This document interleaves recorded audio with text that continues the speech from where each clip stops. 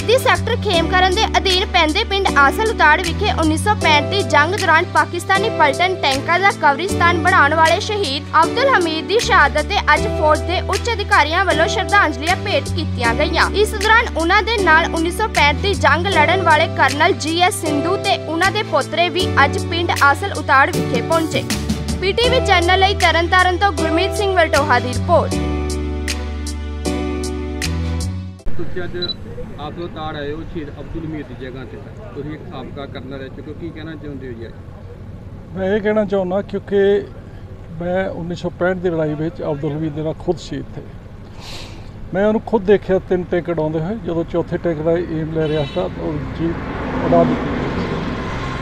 इत्थे 8, 9, 10 सितंबर को उन्होंने अटैक आते रहे।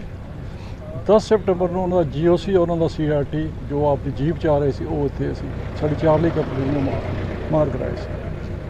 उदों बाद फिर शैलिंग वगैरह हो रही, फिर सीज फायर हो गई। उदों बाद फिर कोई उन्होंने अटैक नहीं किया क्योंकि उदों तक वो तकरीबन 60-70 टैंक अपने बर्बाद करवा लिए थे। ये उसकी लड़ाई है। हम बेटे यहाँ मैं सही बताऊँ 6 सितंबर में हमने वहाँ अमरकोट से अटैक किया था इच्छोगिल कनाल पर। इच्छोगिल कनाल हमने तकरीबन 11:30 बजे दिन में अटैक किया, जाके कैप्चर कर लिया। शाम को हमको मैसेज मिला कि विड्रा करके आगे चीमा गांव में डिफेंस लो, तो हम विड्रा किए। रात को आगे यहाँ डिफेंस लिए। 7 तारीख को डिफेंस लेते रहे और 8 तारीख सुबह उनका अटैक आ गया। उससे पहले हमने अपनी तैयारी कर ली थी, माइन फील्ड वगैरह लगा दिया था, तो हम उनका स्वागत करने के लिए तैयार बैठे थे। तो फिर उनको 8 और 9, 10 को उनको आगे नहीं बढ़ने दिया, यही रोक रखा। 1965 की जंग में पाकिस्तानी फौज पूरी आसल उताड़ तक दाखिल हो चुकी थी। पाकिस्तान खेमकਰਨ उन्होंने कैप्चर कर लिया सी, असल उत्तर तक आ गए सी। ਈਵਨ ਚੀਮਾ गाँव से जाके रुके सी, उत्थे असीं उन्होंने रोके सी, उदों अगे नहीं जाण दित्ते। सर उन्होंने कोई बड़े मजबूत टैंक सी, उदों पलटन टैंक सी, किस तरह मुकाबला किया शहीद अब्दुल हमीद ने, जां तुसीं जां तुहाडी बटालियन जाना? बेटे टैंक चाहे कितना मजबूत हो, हथियार चाहे कितना अच्छा हो, उसके चलाने वाला तो अच्छा चाहिए। उनके चलाने वाले अच्छे नहीं थे, कमज़ोर थे, डरपोक थे। चलते टैंक छोड़ के भाग के गए।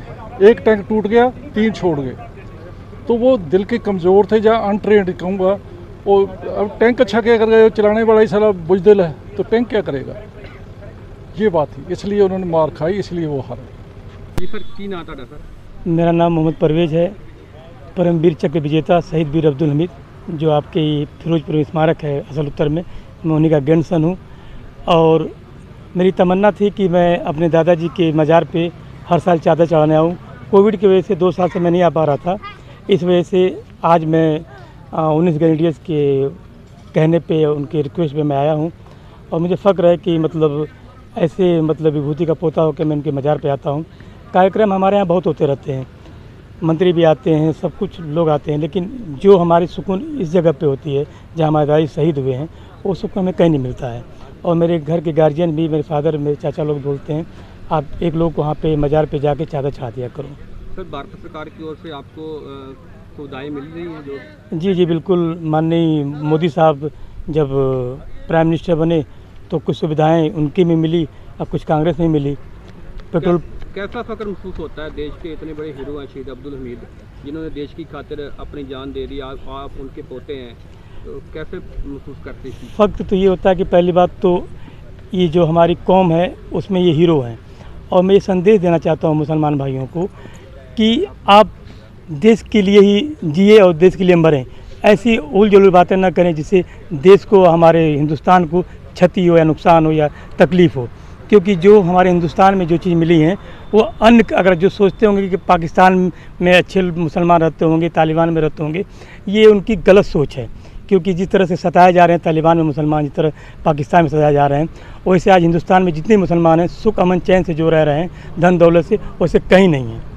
इसलिए हमें गर्व महसूस होता है कि हम हिंदुस्तान के नागरिक हैं और फ़ख्र होता है।